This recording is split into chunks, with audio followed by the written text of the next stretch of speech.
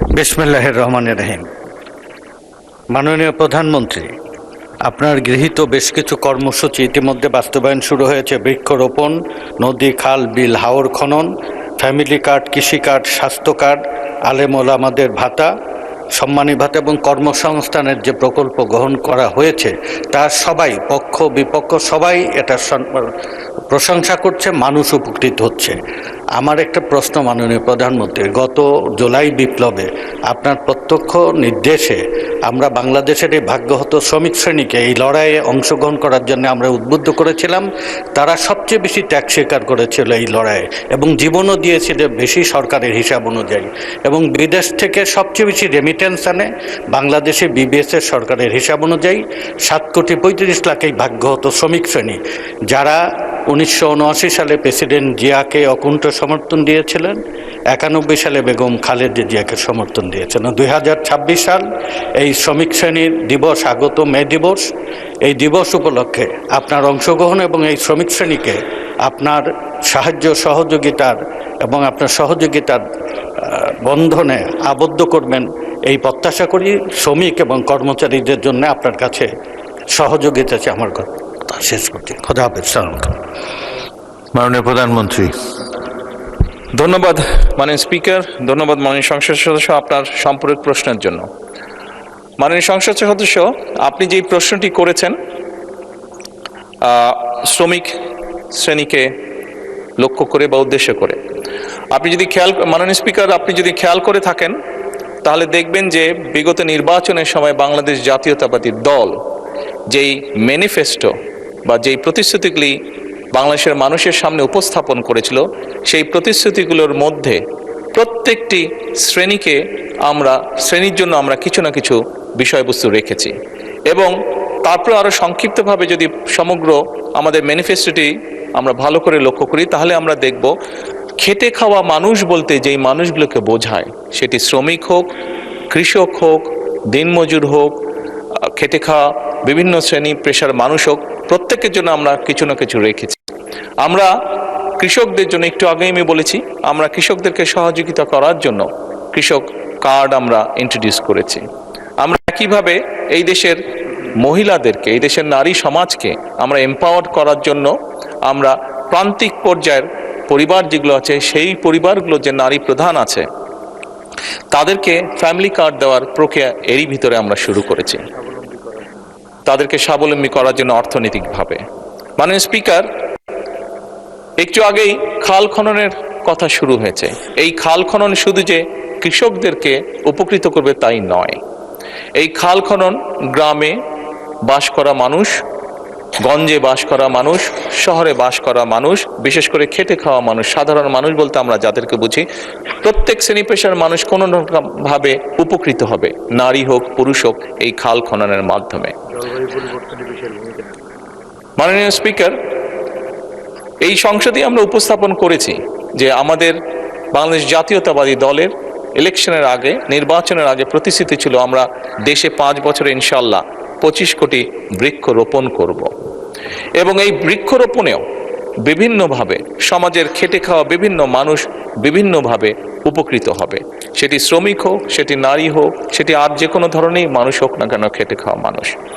একইভাবে মাননীয় স্পিকার, আমরা বলেছিলাম সমাজের এমন কিছু মানুষ আছে যারা ধর্মের সাথে, বিশেষ করে বিভিন্ন আমাদের জন্ম থেকে মৃত্যু পর্যন্ত যাদের কাছে আমরা বিভিন্ন রকমের পরামর্শ গ্রহণ করে থাকি, সেটি মুসলমান হিসাবে মসজিদ মাদ্রাসা যেগুলো আছে তার খতিব, ইমাম, মুয়াজ্জিম সাহেবরা, অন্য ধর্মীয় প্রতিষ্ঠান, অন্য ধর্মের যে ধর্মীয় প্রতিষ্ঠান সেখানে যারা ধর্মগুরু আছে, তারাও খেটে খাওয়া মানুষেরই অংশ। তাদেরকেও সহযোগিতা করার জন্য আমরা সরকার থেকে সম্মানীর ব্যবস্থা করব বলেছিলাম এবং সেটির কাজও আমরা শুরু করেছি মাননীয় স্পিকার।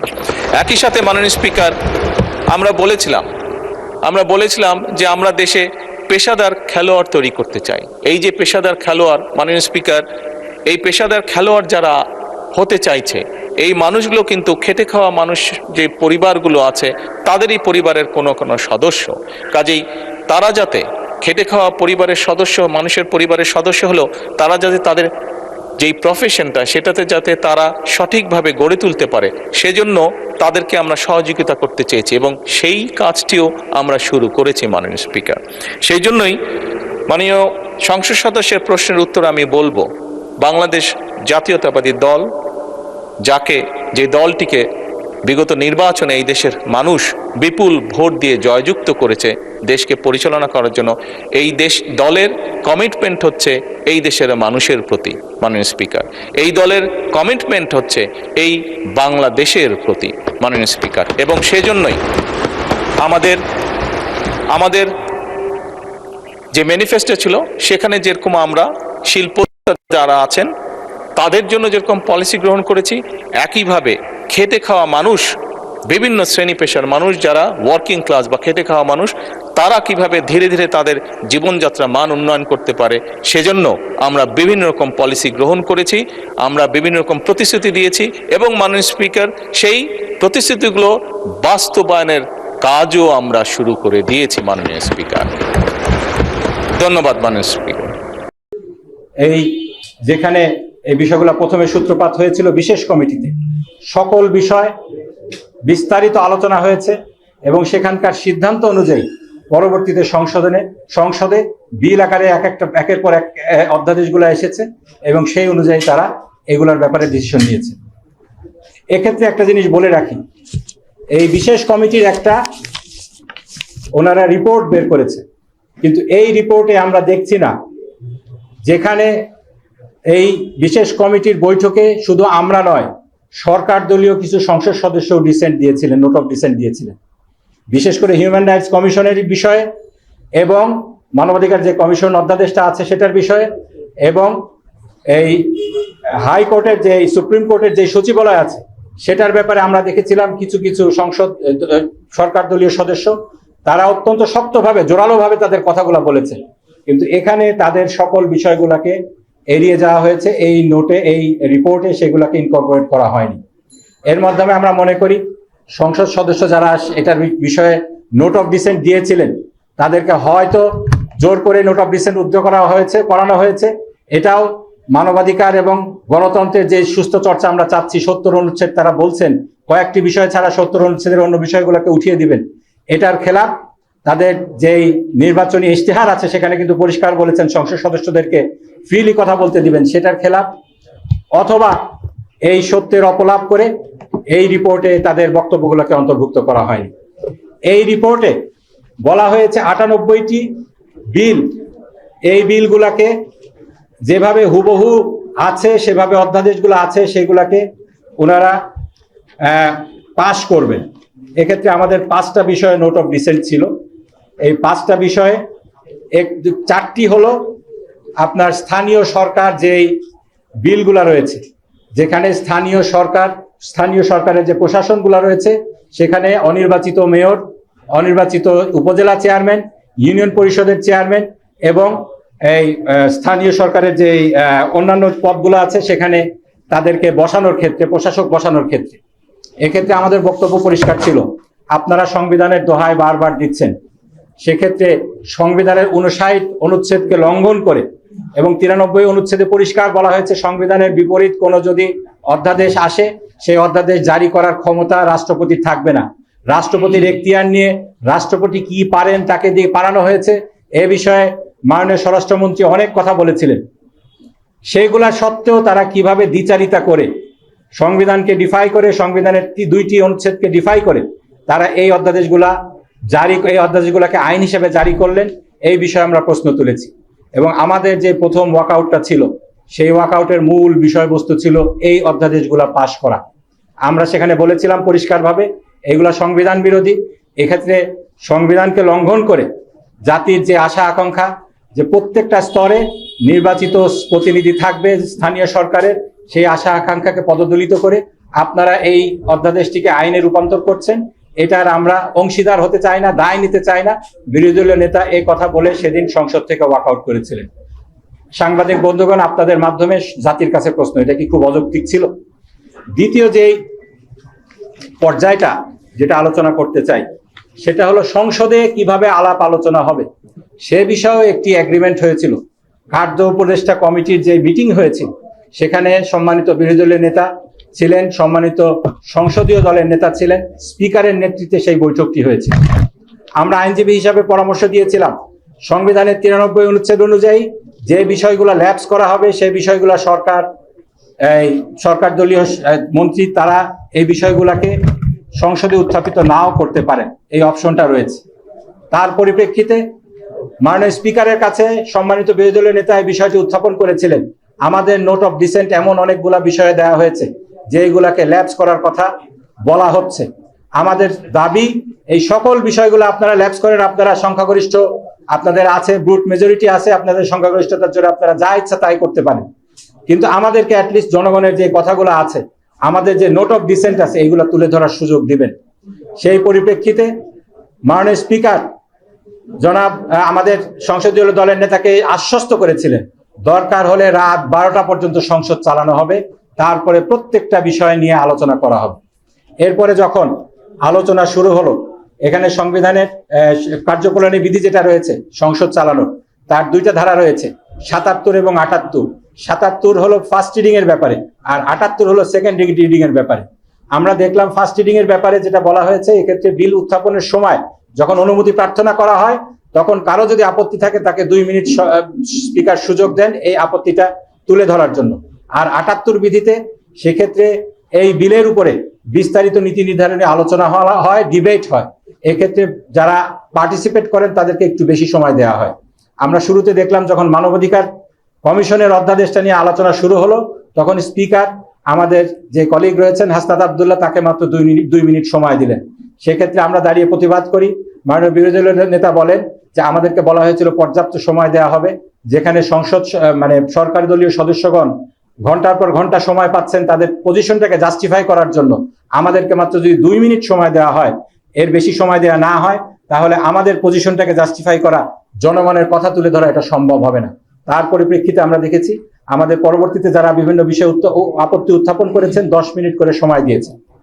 আমরা আমাদের কথাগুলোকে তুলে ধরার চেষ্টা করেছি। এক্ষেত্রে যখন শেষের দিকে এসে একটা সমস্যার সৃষ্টি হলো, আমরা যখন দেখলাম যে সকল বিষয়গুলো আলোচনা হচ্ছে না, তখন আমরা পয়েন্ট রেজ করেছি। এক্ষেত্রে অনেকগুলো বিষয় ছিল, আমি সংক্ষেপে বলার চেষ্টা করছি। একটা ছিল যে এই রিপোর্টে যেভাবে বলা হয়েছে সেভাবে ওনারা বিলগুলোকে উত্থাপন করেননি। এখানে 4টা ভাগে বিলগুলোকে ভাগ করা হয়েছে। প্রথম ভাগ যেগুলা অ্যাজ ইট ইজ পাস হয়ে যাবে, দ্বিতীয় ভাগে বলা হয়েছে সংশোধিত আকারে যেগুলা পাস হবে, তৃতীয় ভাগে বলা হয়েছে যেগুলাকে উঠানো হবে না, ল্যাপস করা হবে, চতুর্থ ভাগে বলা হয়েছে যেগুলাকে রহিত করা হবে। দ্বিতীয় ভাগের বিষয়গুলা সকলগুলা সংসদে উত্থাপিত হওয়ার কথা ছিল, কিন্তু পুলিশ সংস্কার যেই অধ্যাদেশ, পুলিশ কমিশন অধ্যাদেশ যেটা ছিল, সেটা দ্বিতীয় লিস্ট অর্থাৎ সংশোধিত আকারে উত্থাপিত হওয়ার সেই লিস্টে ছিল, কিন্তু এটাকে উত্থাপন করা হয়নি। এক্ষেত্রে আরো যে অনিয়মগুলা হয়েছে, প্রথম দিন যখন এই বিলগুলা কিভাবে উত্থাপিত হবে সেটার ব্যাপারে আইনমন্ত্রী বলছিলেন এই যেই ডকুমেন্টগুলো আছে এইগুলাকে যদি ছাপাইতে হয় তাহলে 12 লক্ষ টাকা খরচ হবে। সুতরাং আমরা সকল কিছু ওয়েবসাইটে দিয়ে দেব, আপনারা দেখে নিয়ে আপনাদের যেই আপত্তিগুলো আছে সেগুলো উত্থাপন করবেন। তার পরিপ্রেক্ষিতে স্পিকার রুলিং দিয়েছিলেন না, এটা হবে না। আমাদের বিরোধী দলীয় নেতাও এটার ব্যাপারে প্রতিবাদ করেছিলেন যে আগের বিলে কি ছিল, অধ্যাদেশে কি ছিল, আর নতুন বিলে কি আছে তার একটা তুলনামূলক যে টেবিল সেটা আমাদের সামনে থাকতে হবে, তা না হলে আমাদের মতামত দেওয়া খুবই দুরূহ হয়ে যাবে। এটার ব্যাপারে যে কার্যপ্রণালী বিধিতে নিয়ম উল্লেখ আছে যে 3 দিন আগে সকল কিছু দিতে হবে, কাগজপত্র দিতে হবে, কিন্তু স্পিকার চাইলে এই ডিলেটা কন্ডন করতে পারেন। স্পিকার যেহেতু আমাদের সময় কম ছিল, সময়ের ব্যাপারে একটা কথা আমি শুধু বলবো, আমাদের সংসদ নির্বাচন হয়েছে 12 ফেব্রুয়ারি, 17 তারিখে আমরা শপথ নিয়েছি। এরপরে 1 মাস ডিলে করে 12ই মার্চে আমাদের সংসদ অধিবেশন আহ্বান করা হয়েছে। এরপরে যেহেতু ঈদ ছিল, ঈদের কারণে আমরা আর একটা দিন 15 তারিখে সংসদে বসতে পেরেছি। এরপরে দীর্ঘ একটি বিরতির পরে ঈদের পরে 29 তারিখে আমরা যখন সংসদ শুরু করি, আমাদের সামনে সময় খুবই কম ছিল এই 133টি বিলকে আইন হিসাবে পরিণত করার জন্য। আমি এটাকে মনে করব এখন সকল কর্মকাণ্ড দেখে আমাদের কাছে যেটা মনে হচ্ছে, এইটা সরকারের একটা ইচ্ছাকৃত ডিলে ট্যাকটিক্স ছিল, যাতে করে শেষ দিকে এসে এই সমস্ত বিষয়ে আর বেশি আলোচনা না হয়। সম্মানিত সাংবাদিক বন্ধুগণ, যেটা বলছিলাম, এক্ষেত্রে স্পিকার বলেছিলেন যে কাগজপত্র আপনারা 3 দিন আগে না দেন, কিন্তু 1 দিন আগে আপনাদেরকে দিতে হবে, টেবিল আকারে দিতে হবে, কিন্তু আমাদেরকে 1 দিন আগেও দেওয়া হয় নাই। কিছু কিছু বিল যে বিলগুলা সেগুলার ব্যাপারে অনেক লুকাচাপা সরকারি দল করেছে। আমাদের বিল পাস করার 1 ঘন্টা আগে, 10 মিনিট আগে, 15 মিনিট আগে এভাবে করে দিয়েছে। একটা বড় বিল যে ব্যাংক রেজুলেশন অধ্যাদেশ, যেটা এটার ব্যাপারে প্রথমে কথা ছিল, আমার কাছে নোট আছে, সেখানে সরকারি দল বলেছিল বিশেষ কমিটিতে যে এই বিলের অধ্যাদেশের 86 এবং 88 অনুচ্ছেদ যেটা রয়েছে, সেখানে 86 অনুচ্ছেদে অপরাধের কথা বলা হয়েছে, 88 অনুচ্ছেদে শাস্তির কথা বলা হয়েছে। এই বিষয়গুলোকে যেহেতু সুন্দরভাবে ডিফাইন করা হয়নি, এই বিধিটাকে, এই অধ্যাদেশটাকে ল্যাপস করা হবে। পরবর্তীতে আমরা দেখলাম এই রিপোর্টে এটা ল্যাপসের জায়গায় না রেখে সংশোধিত আকারে উত্থাপিত হবে বলে রাখা হয়েছে। তার পরবর্তীতে আমরা কি দেখলাম, এই বিলটা যখন উত্থাপিত হবে তার 10 মিনিট আগে আমাদের কাছে পুরা বিলের কপি দেয়া হলো। প্রায় 78টা বেশি অনুচ্ছেদ এই বিলে রয়েছে। এক্ষেত্রে আমরা দেখলাম এটাকে সংশোধন করা হচ্ছে না, পুরাপুরি আগের অধ্যাদেশটাকে রহিত করে নতুন বিল আকারে এখানে আনা হয়েছে। এবং 18 কতে, এটা আমাদের মাননীয় যিনি আছেন সুপ্রিম কোর্টের সিনিয়র আইনজীবী আছেন শিশির মোহাম্মদ মনির, উনি বিস্তারিত বলবেন। 18 কতে যে ব্যাংক ডাকাতদের কথা আমরা শুনেছি, যারা হাজার হাজার কোটি টাকা লুটপাট করে নিয়ে গিয়েছে, তাদেরকে আবার সব টাকা পরিশোধ না করে শুধু অঙ্গীকার একটা দিয়ে এই ব্যাংকগুলার কর্তৃত্ব ফিরে পাওয়ার সুযোগ রাখা হয়েছে। এই যে লুকোচুরি করা হলো, এই বিষয়ে মাননীয় বিরোধী দলীয় নেতা বলেছিলেন, খুব ঠাট্টা করেই বলেছিলেন যে সরকার দলীয় সদস্যগণ হয়তো খুব দ্রুত পড়তে পারেন, তারা অর্থনীতির ভালো ছাত্র, 2 মিনিটের মধ্যেই এত বড় একটা বিল তারা পড়ে হা কি না দিতে হবে এটা বলে দিতে পারেন, কিন্তু আমরা যেহেতু খারাপ ছাত্র, 2 মিনিটের মধ্যে আমাদের এটা পড়া সম্ভব না, এটা হা বলবো কি না বলবো বুঝতে পারছি না, সেজন্য আমরা চুপ করে আছি। এই ধরনের অনিয়ম এখানে হয়েছে। এবং শেষ দিনে যেটা হয়েছে, আমাদের চূড়ান্ত যে ওয়াকআউটটা আমরা করলাম, সেখানে কি হলো? সেখানে যেটা হলো, আমাদেরকে একটা বিল সামনে দেয়া হলো যে বিষয়ে সর্বদলীয় ঐক্যমত্য হয়েছিল, যেটা অ্যাজ ইট ইজ পাস হয়ে যাবে। জুলাই যে জাদুঘরের বিষয়টা, সেই বিষয়ে যে অধ্যাদেশটি বিল আকারে আসবে, সরকার বিলটা উপস্থাপন করলেন এবং এই বিলের কাগজপত্র আমাদেরকে খুব আধা ঘন্টা আগে দেওয়া হয়েছে। এরপরে আমরা দেখলাম সরকার দলীয় একজন সংসদ সদস্য এটা সংশোধনের প্রস্তাব আনলেন এবং এই প্রস্তাবে যেটা বলা হলো যে এই জাদুঘরের পরিচালক থাকবেন মন্ত্রী কিংবা প্রতিমন্ত্রী, এবং অন্যান্য যারা আছেন তাদেরকে, যারা পরিচালক থাকবেন তাদেরকে অপসারণ করার একচ্ছত্র ক্ষমতা এই সরকারের হাতে থাকবে। এই দুইটা বিষয়ে প্রথমত তারা আলোচনা করতে পারতেন, আমাদের সাথে আলোচনা করেননি। আমাদেরকে নোট অফ ডিসেন্ট দেওয়ার সুযোগ দিতে পারতেন, সেটা তারা দেননি। এবং আমাদেরকে প্রকারান্তরে তারা অ্যাম্বুশ করেছেন, পিছন থেকে এসে অতর্কিতভাবে আমাদেরকে এই বিষয়ে সারপ্রাইজ করেছেন। তার পরিপ্রেক্ষিতে আমরা আপত্তি উত্থাপন করেছি। এক্ষেত্রে আমাদের মাননীয় বিরোধী দলীয় হুইপ যিনি আছেন জনাব নাহিদ এই ব্যাপারে বিস্তারিত বলেছেন।